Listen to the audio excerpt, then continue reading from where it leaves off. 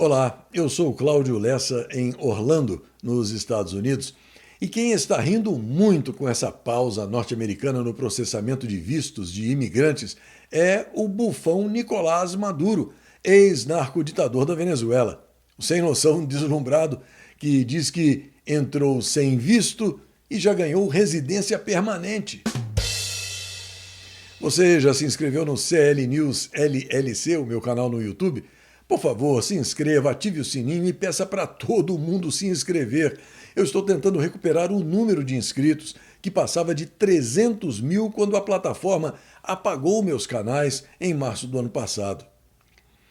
Hoje, 15 de janeiro de 2026, é o Dia do Adulto, o Dia Mundial do Compositor e o Dia Nacional do Jogo Limpo e de Combate ao Doping nos esportes.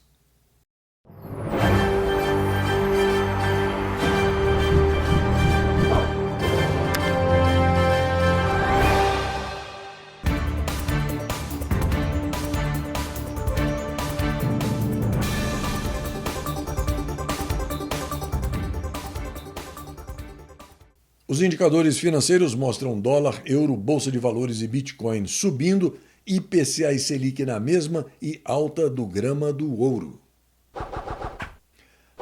Hoje, mais um passo deliberado foi dado para a morte física de Jair Highlander Bolsonaro, sem que ninguém no Fazendão se mexa para impedir que isso aconteça. O Space Liberdade informa que o satânico psicopata golpista que tem sangue nas mãos determinou no fim da tarde de hoje a transferência do presidente Jair Highlander Bolsonaro para a Papudinha, setor prisional instalado dentro do complexo penitenciário da Papuda. O jornalista Joaquim Ribeiro postou um vídeo mostrando a cela em que o presidente Jair Highlander Bolsonaro deverá ficar, lá na Papudinha. Segundo ele, existe a possibilidade de que o verdadeiro presidente de todos os brasileiros divida a cela com o ex-ministro da Justiça e Segurança Pública, Anderson Torres, e com o ex-diretor-geral da Polícia Rodoviária Federal, Silvinei Vasques.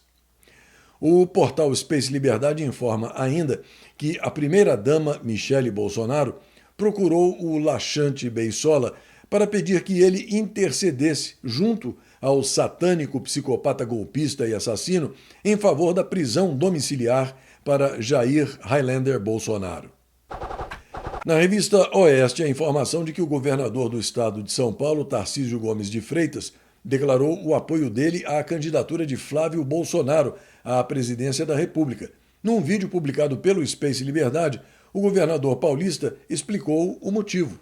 Para mim, o Flávio é um grande nome, já falei que ele é meu candidato, vai ter o nosso apoio. A mensagem lá é uma mensagem de desabar contra o PT. A gente está dizendo ali o seguinte: a gente precisa, na verdade, de uma pessoa que pense o Brasil, que tenha liderança para enfrentar os grandes desafios, para resolver os problemas. Os problemas são sérios, a gente tem uma crise fiscal que está contratada e, mais importante até do que a crise fiscal, é a crise moral. A gente está vendo tudo que está acontecendo aí. Então, quando você fala que o Brasil precisa de um novo gestor, falado num contexto de um evento empresarial, por isso que se menciona o CEO, a gente está falando, não dá mais no PT, porque o PT já está ultrapassado, já não está oferecendo as respostas para o Brasil. A gente precisa trocar o rumo, porque senão a gente vai perder as oportunidades. É só isso, não tem nada a ver com o grupo presidencial, e está dizendo o seguinte: PT não. E aí a direita vai estar unida em torno de um nome, e o meu nome é o Flávio. O jornalista Joaquim Ribeiro traz a informação de que o estagiário amigo do amigo de meu pai finalmente autorizou a Polícia Federal a acessar os dados extraídos do material obtido na operação realizada ontem contra as fraudes do Banco Master. O meliante togado indicou o nome de 4 peritos da PF para realizar as perícias. Na decisão dele não consta, evidentemente, que a PF já havia feito um backup dos conteúdos existentes nos 31 aparelhos celulares apreendidos, sem que ele tivesse conhecimento até então. Ocasionalmente, o CL News recebe a contribuição espontânea de netespectadores preocupados com a situação do Fazendão. É o caso, por exemplo, do Silvano Pedreira, que hoje mora em Santo Anjo do Oeste, no Acre, fronteira com a Bolívia, que enviou um áudio comentando os atuais acontecimentos. Você concorda com a avaliação que ele faz do momento? No Brasil do século XXI, é mais vantagem ser criminoso do que respeitar as leis. Está tudo de cabeça para baixo. É o que nos dizem todos os dias autoridades que tomaram conta de nossas instituições em eleições ganhas com urnas eletrônicas para lá de suspeitas. As urnas, como se sabe, são impossíveis de ser auditadas. O STF, guardião de nossa Constituição, tornou-se valha-couto de bandidos. Ministros envolvidos em falcatruas de bilhões de reais ameaçam quem os denuncia e mostra seus desmandos. O país afunda, mas quem deveria reagir faz de conta que não vê.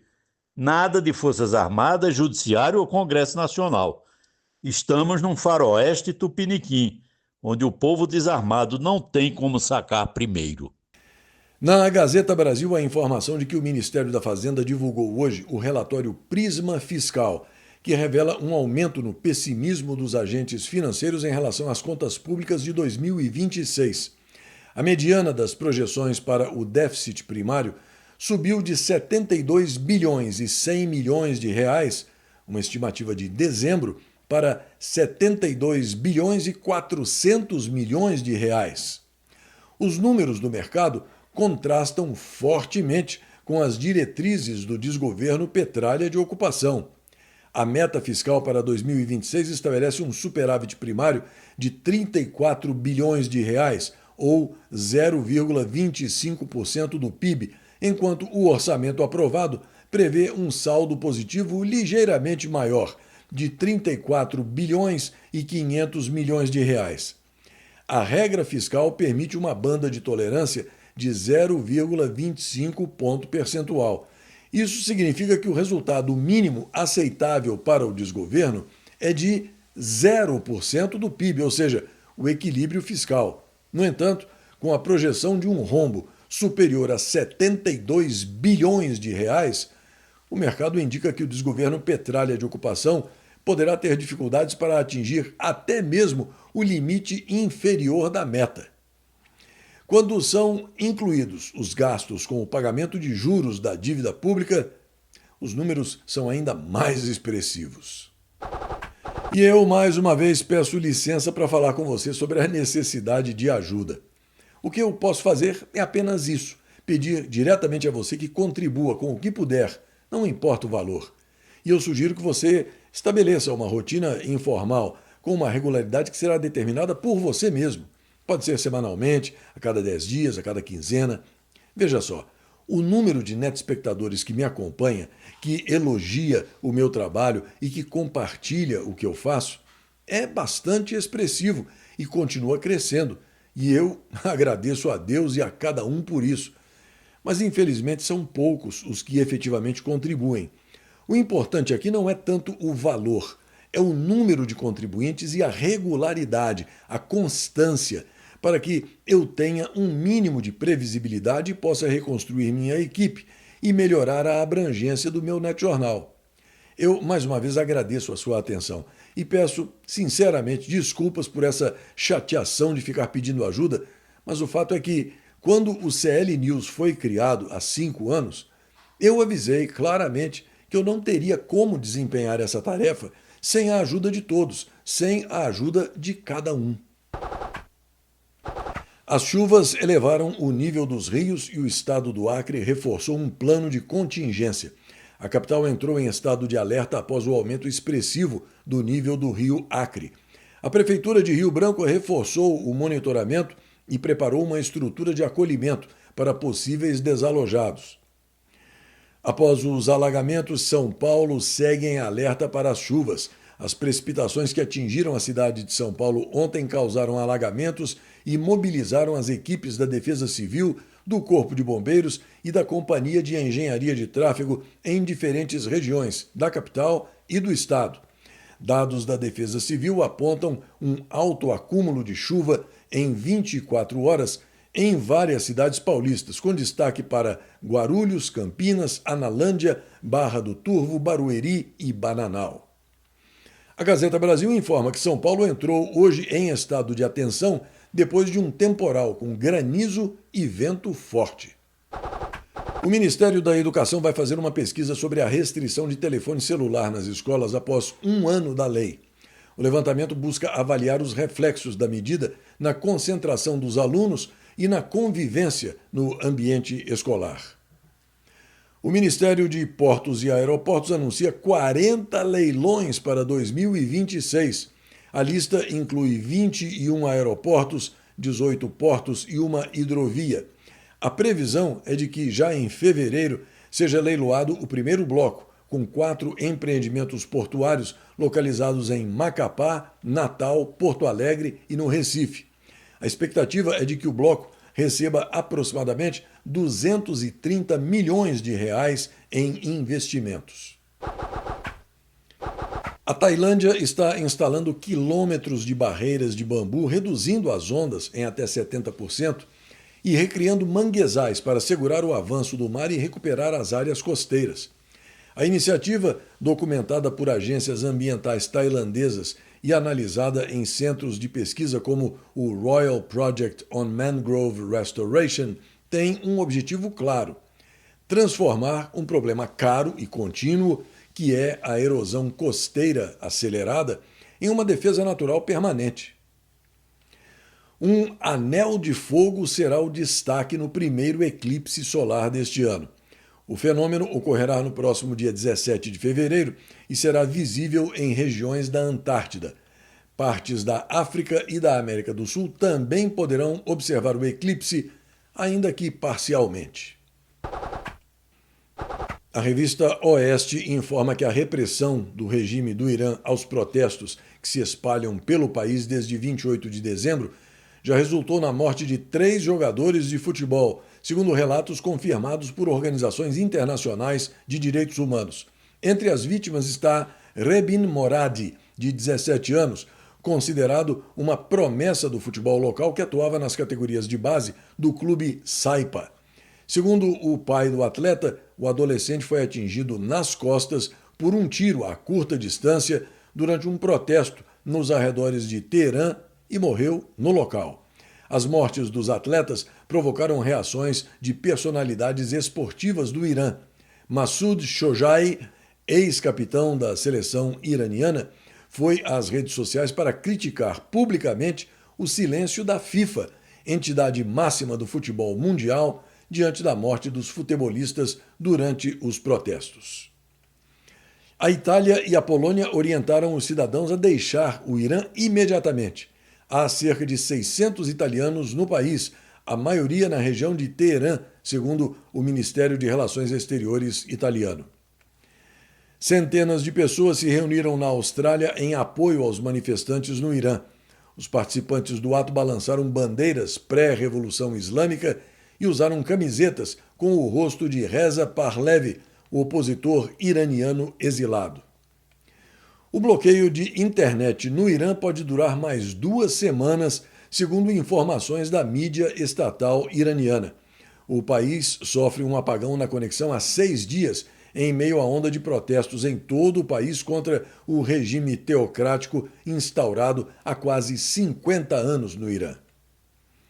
O regime iraniano realizou um cortejo para 100 de agentes de segurança e civis mortos. A cerimônia teve como objetivo homenagear os chamados mártires da guerra terrorista travada por mercenários norte-americanos e pelo regime sionista, de acordo com informações da agência de notícias Fars. O portal Conservatism and Elegance, da Daisy Smith, registra com alegria que, aos poucos, o mundo está mudando. As 2 fotos falam por si mesmas. Maria Corina Machado chegando na Casa Branca e o podre casal Maduro chegando à prisão. Mas, pelo visto, desencarnar não está sendo fácil. Rádios na fronteira do Fazendão com a Venezuela continuam fazendo transmissões com falas do podre narcoditador Nicolás Maduro, que já está enjaulado em Nova York. Mesmo após a captura e a prisão, repetidas falas antigas do ditador ainda estão sendo ouvidas em rádios venezuelanas que podem ser ouvidas lá em Pacaraima. Enquanto isso, indígenas da tribo Kumanagoto, no estado de Anzoátegui, realizaram um ritual para exigir o retorno de Nicolás Maduro e Cília Flores. Eles fizeram oferendas à terra para pedir a libertação de Maduro e Cília. Vai vendo. E na Gazeta do Povo, a informação de que os Estados Unidos fizeram a apreensão do 6º navio petroleiro sancionado perto da Venezuela. O Comando Sul dos Estados Unidos, em nota na plataforma X, disse que antes do amanhecer, fuzileiros navais e marinheiros da Força Tarefa Conjunta Southern Spear, em apoio ao Departamento de Segurança Interna, partiram do USS Gerald Ford e apreenderam o petroleiro Verônica sem incidentes. O navio-tanque tinha a bandeira da Guiana. Segundo um vídeo da apreensão compartilhado pelo Exército norte-americano, os militares alcançaram o petroleiro com o auxílio de um helicóptero e, em seguida, as tropas desceram de corda para interceptar o Verônica.